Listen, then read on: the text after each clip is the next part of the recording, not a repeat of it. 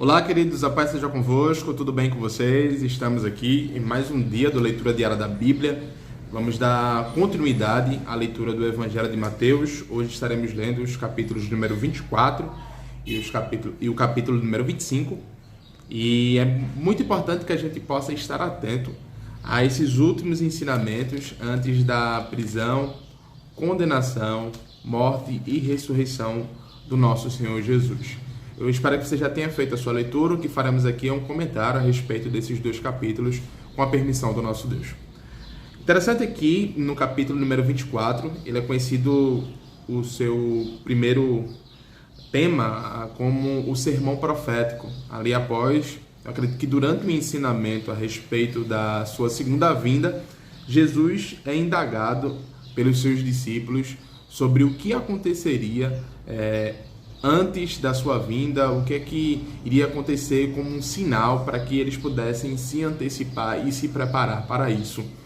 Então Jesus ele vai falar aqui sobre a destruição do templo. Jesus vai citar aqui engano, guerra, fome, acontecimentos de maneira global, uma enorme perseguição, um esfriamento por parte de muitos, mas também ele vai sinalizar um poderoso avivamento que precederia a sua vinda, levando o evangelho a todo mundo, e ele vai dizer que o evangelho do reino será pregado em toda a terra e então viria o fim. Jesus vai dar continuidade ao seu ensinamento, falando sobre alguns sinais que precederiam a sua vinda, e ele vai chamar a atenção sobre os dias de Noé. O Senhor Jesus vai dizer que os dias antecedentes à sua vinda seriam semelhantes aos dias de Noé. E é muito importante que a gente possa entender isso, porque os dias de Noé é conhecido como um tempo onde o povo estava inclinado ao pecado e estavam ocupados demais com a sua agenda e com os seus afazeres para não se preocuparem com a sua salvação. Até que o texto diz que Noé entrou na arca e aí choveu. Assim também será nos dias antecedentes à vinda do Senhor Jesus. Ele vai dizer que o povo estaria ali ocupado, casando-se e dando-se em casamento e não se preparando para a sua vinda até que ele chegará. Porque assim como um relâmpago sai do Oriente e se mostra até o Ocidente, assim será a vinda do Filho do Homem, de modo surpresa, pegando-os todos ali de surpresa naquele momento.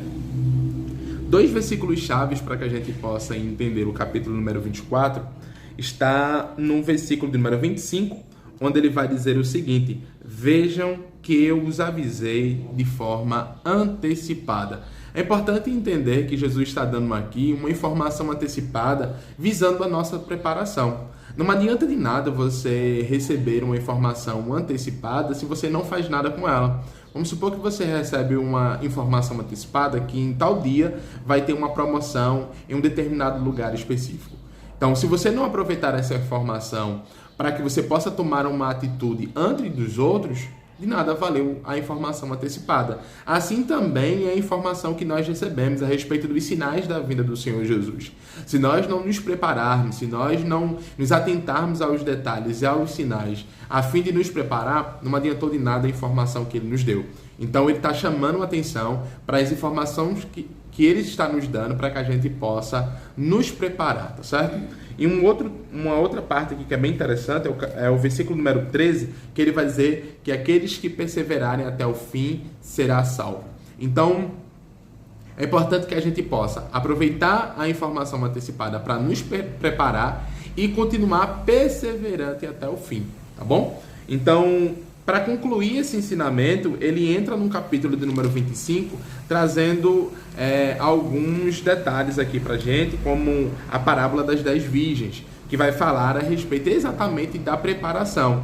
As 10 virgens vai falar sobre as insensatas e as prudentes, mas as prudentes puderam entrar ali para aquele ambiente de casamento que sempre é voltado para as bodas do Cordeiro. Elas puderam participar daquele momento porque elas foram prudentes e manteram óleo suficiente nas suas candeias. Isso aqui é símbolo do Espírito Santo e fala que aqueles que permanecerem perseverantes, aqueles que permanecerem cheios do Espírito até o fim, são esses que vão estar ali prontos para poder participar das mansões celestiais e do banquete das bodas do Cordeiro.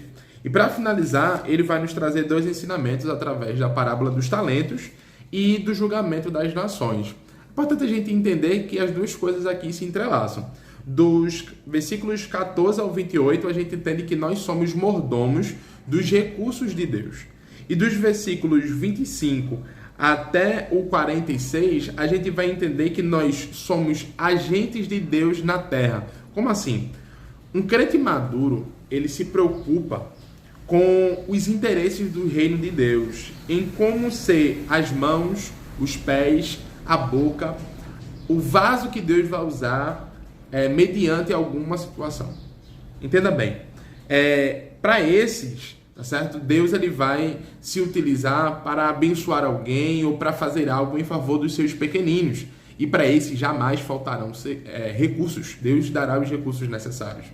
E também eles serão recompensados como se estivessem fazendo para o próprio Deus. E qual é a aplicação que a gente tira aqui no dia de hoje? A gente precisa orar para que a gente possa ser a resposta de Deus para a oração de alguém.